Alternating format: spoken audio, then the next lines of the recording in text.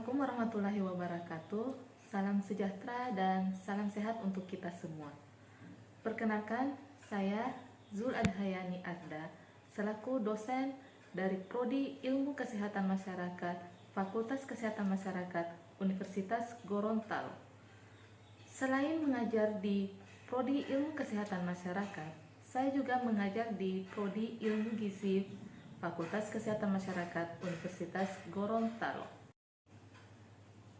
Mata kuliah yang saya ampuh selama mengajar di Fakultas Kesehatan Masyarakat tentunya berkaitan dengan bidang ilmu yang saya tekuni, yaitu epidemiologi. Beberapa mata kuliah yang pernah saya ampuh di Fakultas Kesehatan Masyarakat Universitas Gorontalo, yaitu yang pertama adalah dasar-dasar epidemiologi, yang kedua biostatistik deskriptif dan inferensial, yang ketiga yaitu manajemen data, yang keempat adalah analisis data epidemiologi, dan yang kelima adalah metode penelitian.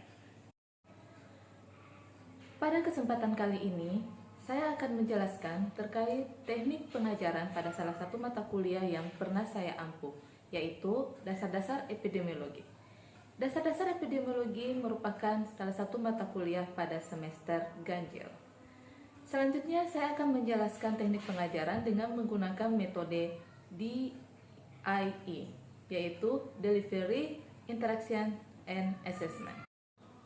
Sebelum menjelaskan lebih lanjut terkait mata kuliah dasar-dasar epidemiologi, saya akan menjelaskan deskripsi singkat tentang mata kuliah ini. Mata kuliah ini merupakan mata kuliah wajib pada program studi ilmu kesehatan masyarakat yang termasuk dalam kurikulum nasional untuk S1 Kesehatan Masyarakat.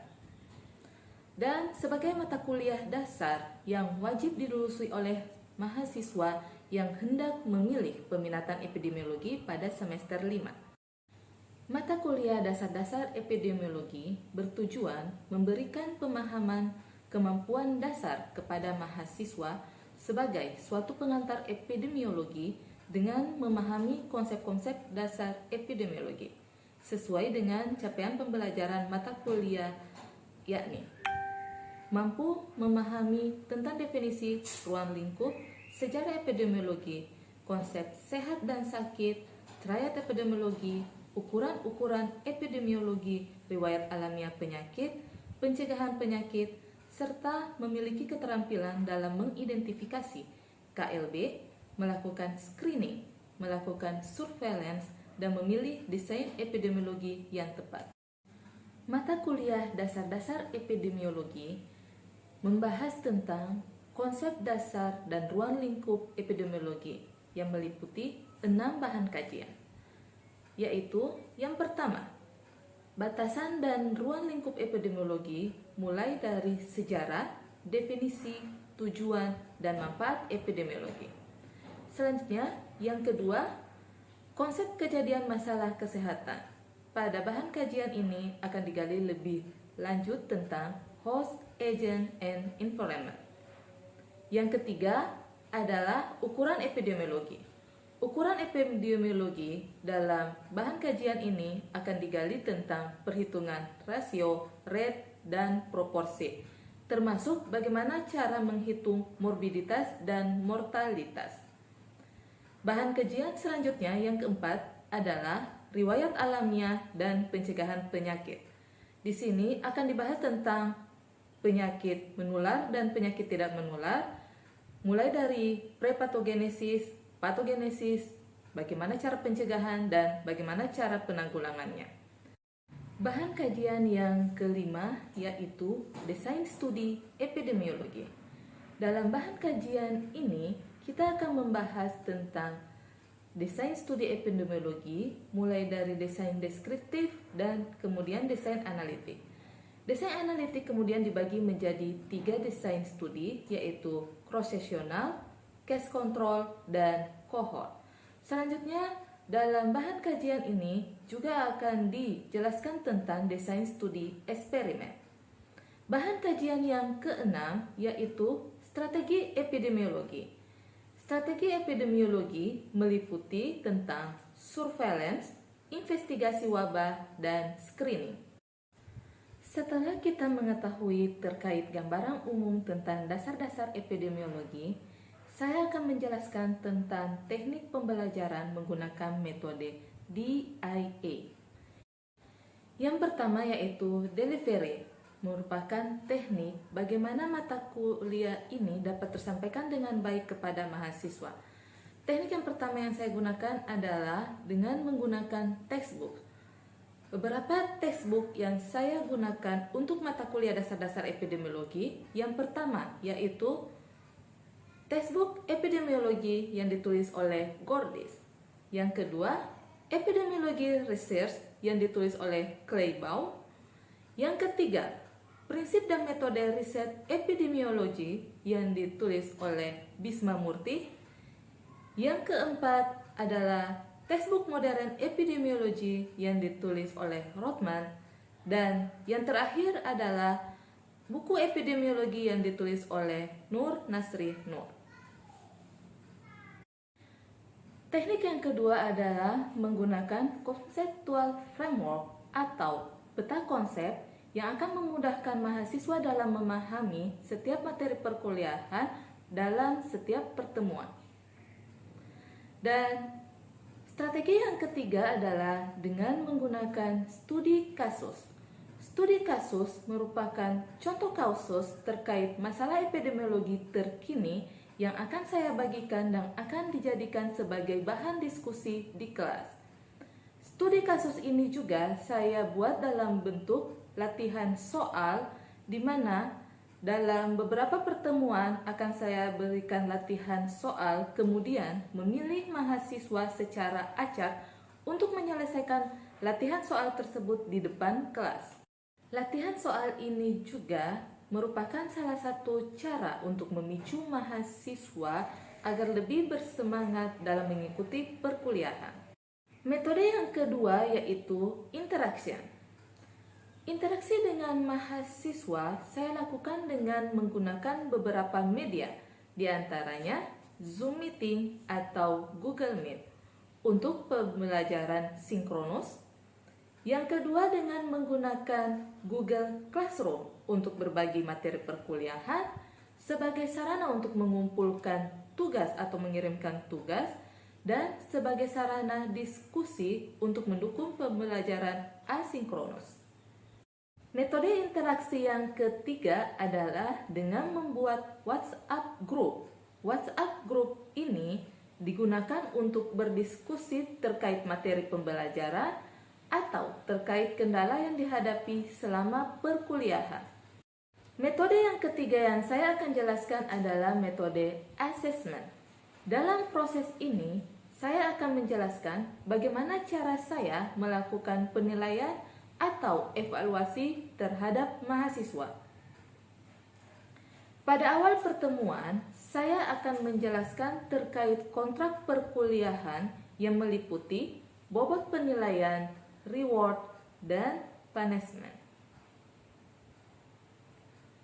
Untuk bobot penilaian, saya membagi menjadi 4, yaitu 10% untuk penilaian kehadiran, 20% untuk penilaian tugas dan kuis, 30% untuk penilaian ujian tengah semester, dan yang terakhir adalah 40% untuk penilaian ujian akhir semester atau UAS. Selanjutnya yaitu terkait poin reward. Reward adalah penghargaan atau nilai plus yang saya berikan kepada mahasiswa terkait dengan keaktifan mahasiswa selama perkuliahan atau jika mahasiswa memiliki nilai kuis terbaik. Poin selanjutnya adalah punishment.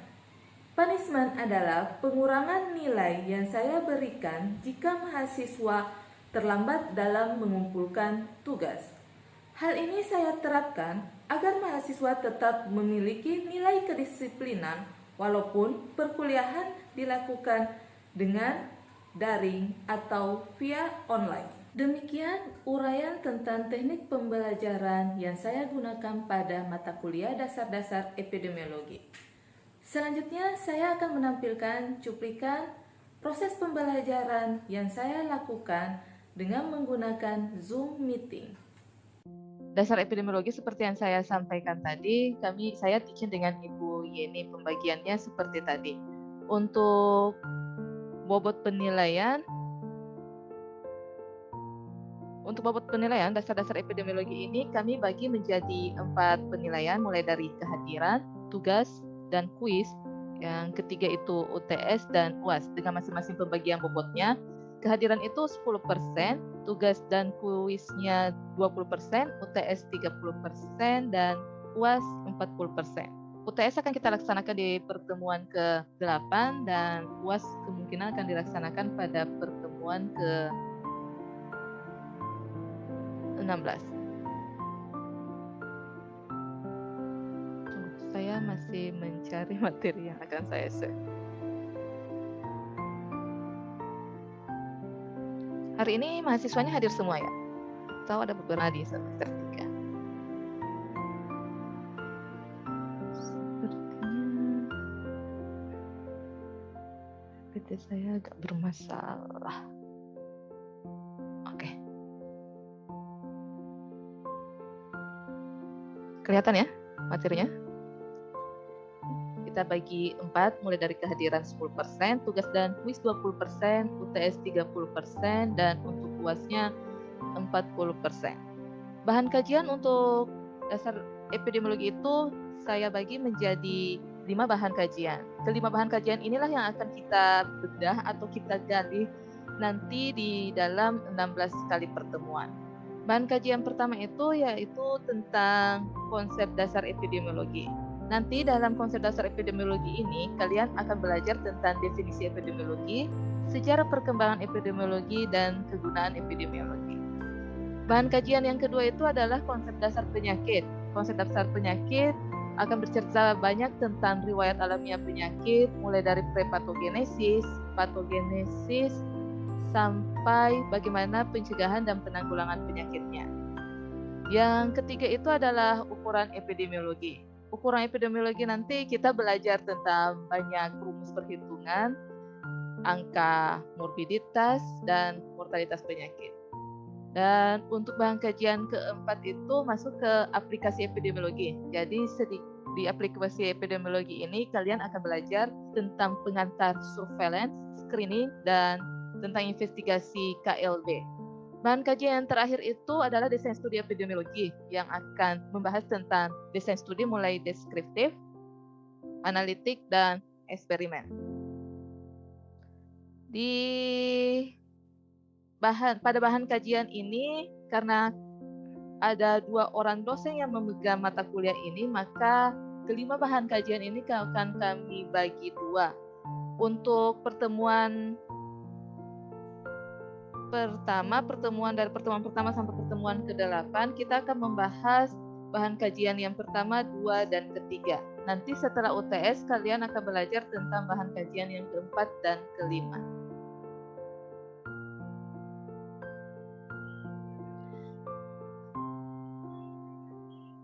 Capaian pembelajaran untuk mata kuliah ini adalah mahasiswa mampu menjelaskan konsep dasar epidemiologi dalam hal definisi, sejarah, perkembangan, dan kegunaan ilmu epidemiologi. Jadi ini capaian pembelajaran yang ingin kita capai untuk pertemuan pertama hari ini. Harapannya nanti setelah belajar dari sini, kalian akan mampu mengetahui apa definisi dan bagaimana sejarah serta kegunaan ilmu epidemiologi itu sendiri. Epidemiologi. Epidemiologi itu kalau dari arti katanya berasal dari 3 suku kata, yaitu epi, demos, dan logos. Epi berarti pada, demos berarti penduduk, dan logos sendiri adalah ilmu. Jadi kalau diartikan per kata, epidemiologi itu adalah ilmu yang mempelajari tentang penduduk.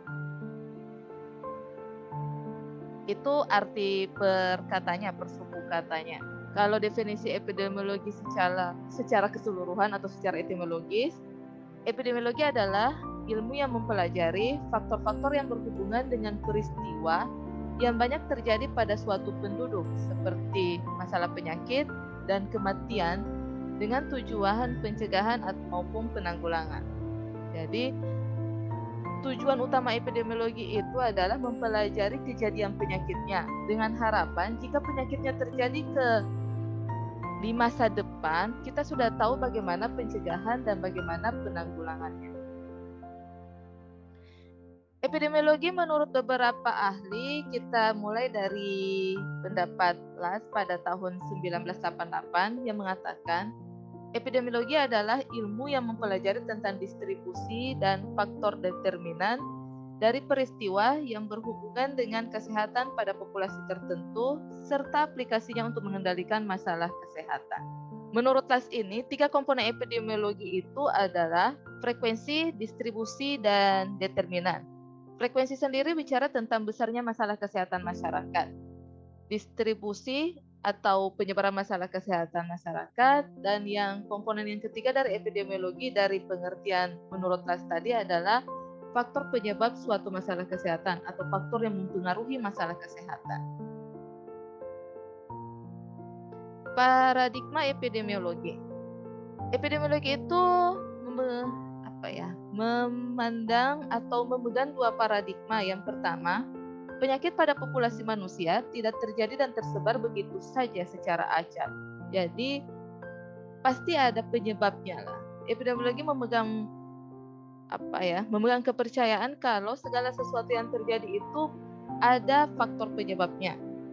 Dan yang kedua itu penyakit pada manusia sesungguhnya mempunyai faktor penyebab dan faktor preventif yang dapat diidentifikasi. Jadi selain memiliki faktor determinan atau faktor penyebab, semua masalah kesehatan masyarakat itu bisa diidentifikasi faktor pencegahannya atau preventifnya. Yang berikutnya kita akan belajar tentang sejarah perkembangan epidemiologi. Sejarah perkembangan epidemiologi itu pertama dikemukakan oleh Hippocrates yang menyatakan memberikan kontribusi terbesar di bidang epidemiologi dengan observasi epidemiologi. Hippocrates berpendapat bahwa penyakit terjadi karena adanya interaksi jasad hidup, lingkungan eksternal maupun internal seseorang.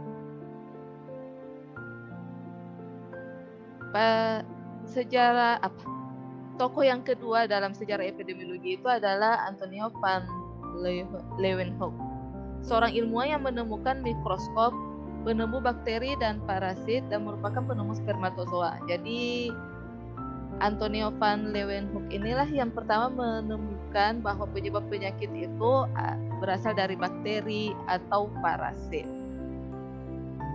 Selanjutnya, John Snow. John Snow menggunakan pendekatan epidemiologis dengan menganalisis faktor tempat, orang, dan waktu untuk mempelajari penyebab masalah kolera. Jadi, untuk sejarawan ketiga ini, dia mengidentifikasi atau menggunakan data epidemiologi, pendekatan epidemiologi untuk mengatasi kolera yang terjadi saat itu. Dengan menggunakan pendekatan epidemiologi, John Snow menemukan adanya hubungan antara air minum yang dipasok untuk perusahaan setempat dengan kejadian kolera di London saat itu. John Snow juga dikenal sebagai Bapak Epidemiologi Lapangan, the father of field epidemiology. Saya ada sedikit video di sini tentang sejarah John Snow waktu menemukan penyebab kolera dengan pendekatan epidemiologi. Kelihatan videonya? Kalian bisa lihat videonya? Jadi video ini bercerita tentang sejarah waktu itu tahun 1830-an kayaknya terjadi epidemi kolera. Seluas ini penyebarannya waktu itu. Setelah itu, warga yang mengalami kolera waktu itu adalah warga yang mengambil air dari sumber yang sama.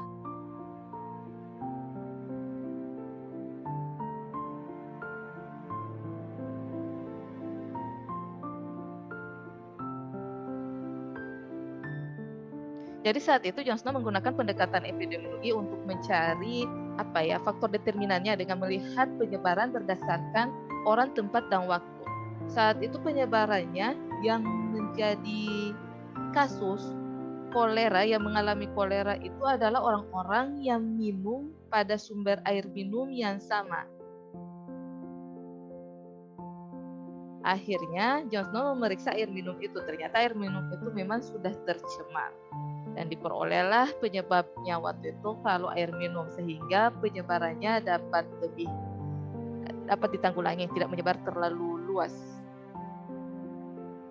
Tahapan secara perkembangan epidemiologi itu dibagi dalam 4 tahapan, mulai tahapan pengamatan, perhitungan, pengkajian, dan tahapan terakhir adalah uji coba.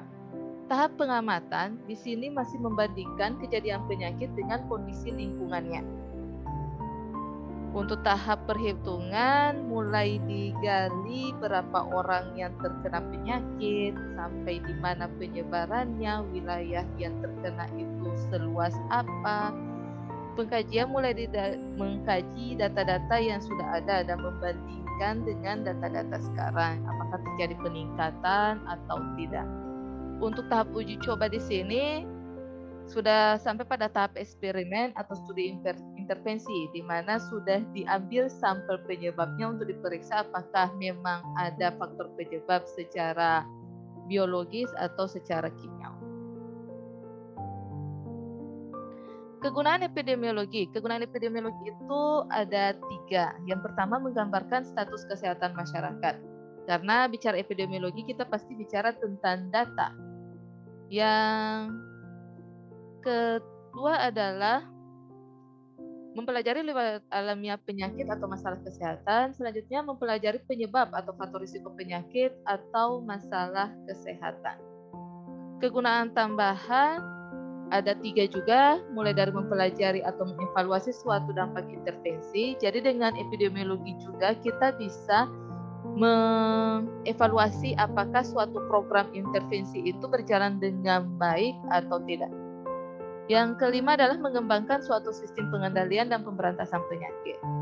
Keenam adalah sebagai evidence base untuk intervensi kesehatan masyarakat. Jadi, untuk kesimpulan akhirnya, secara definisi ada 3 komponen utama dalam definisi epidemiologi, yaitu frekuensi, distribusi, dan determinan. Epidemiologi telah dipelajari sejak 460 tahun sebelum Masehi, dan studi epidemiologi akan selalu berkembang sesuai dengan perkembangan zaman. Seperti sekarang saat terjadi pandemi ini, orang-orang epidemiolog banyak-banyak belajar lah. Bagaimana bisa terjadi penyakit baru, apa penyebabnya, bagaimana cara supaya penyebarannya tidak terlalu luas, walaupun kita tahu sekarang COVID-19 ini bukan epidemi lagi, tetapi pandemi yang sudah menyebar luas di seluruh dunia. Jadi belajar epidemiologi itu tidak sampai belajar di konsep dasarnya saja atau tentang frekuensi, distribusi, dan determinan. Epidemiologi, kalau mau belajar epidemiologi, akan terus berkembang lah sesuai dengan perkembangan zaman. Oke, mungkin itu materi yang bisa saya berikan. Dari materi yang saya share tadi, kira-kira ada pertanyaan? Setidaknya kalian, untuk pertemuan pertama hari ini, setidaknya kalian mampu memahami dulu konsep dasar, mulai dari definisi, sejarah perkembangannya. Baik, itulah penjelasan dan cuplikan terkait salah satu mata kuliah yang saya ampuh, yaitu dasar-dasar epidemiologi melalui media Zoom Meeting. Semoga bermanfaat dan tetap semangat. Assalamualaikum warahmatullahi wabarakatuh. Terima kasih.